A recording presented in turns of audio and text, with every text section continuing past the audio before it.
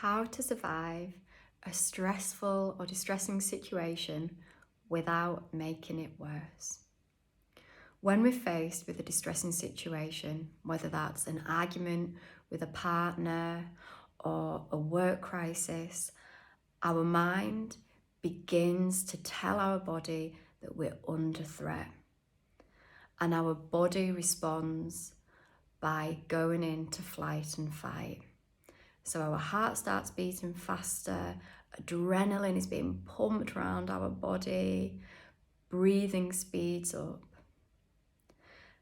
When we're feeling under threat and when we're feeling at crisis point, this is sometimes the last thing we feel like we need, because it stops us thinking clearly. Suddenly we've got these physical reactions to contend with.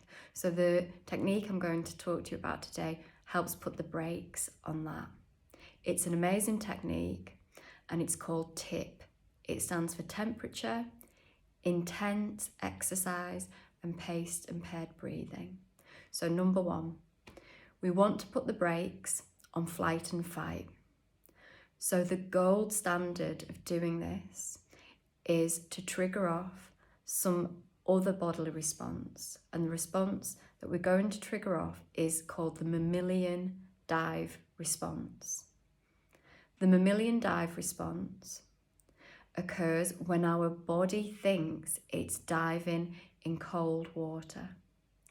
So when our body believes it's going to be submerged, suddenly our heart slows down because all of our blood starts to gather around our internal organs to protect them from the cold water.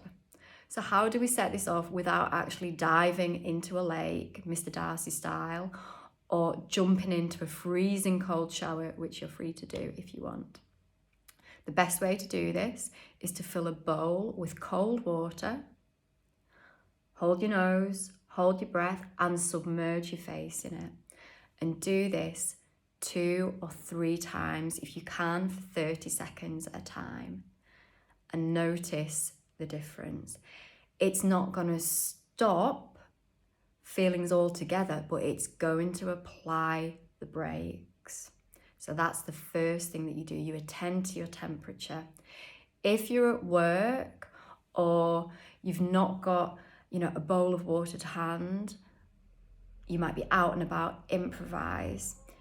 Pour water down the back of your neck, put cold water or bottled water on your face and try doing that holding your breath.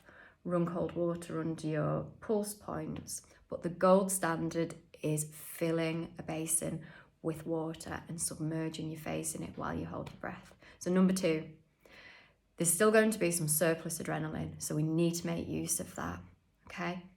What I want you to do is engage in some intense exercise from 2 to 30 minutes. Now that could be squatting for 2 minutes, holding a plank. It could be doing star jumps, shadow boxing, running on the spot. If time isn't on your side, if you have got time on your side, get out, go for a run, do some kind of class that's going to make use of that surplus adrenaline. The P for TIPP is paced and paired breathing. So we want our body to begin to feel calm. Paced breathing is breathing in for 4, holding for 4, then breathing out for 6. Or if your lung capacity isn't that big, breathing in for 3, holding for 3, breathing out for 5. Again, when we breathe out for longer than we breathe in, it supports everything beginning to slow down in our body.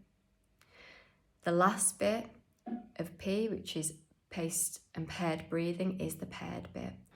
When you breathe out, I want you to attach a word or a phrase that helps you feel grounded or safe.